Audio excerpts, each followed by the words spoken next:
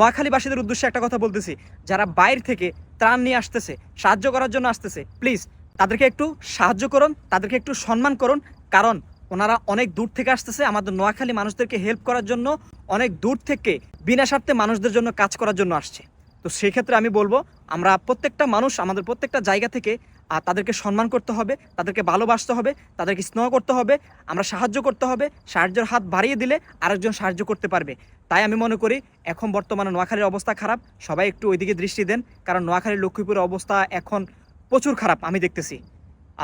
আমি আর কি বলবো, সেখানে আমার আত্মীয় স্বজন সবাই রয়েছে, তাদের জন্য দোয়া করবেন। আমি একজন প্রবাসী, আমার মতো অনেক প্রবাসীরা রয়েছেন এই প্রবাসের মাটিতে, আমাদের নোয়াখালী, লক্ষ্মীপুর, ফেনী সবগুলাতেই যারা প্রবাসীরা রয়েছেন তারা অনেক আতঙ্কে, অনেক ভয়ে আছে।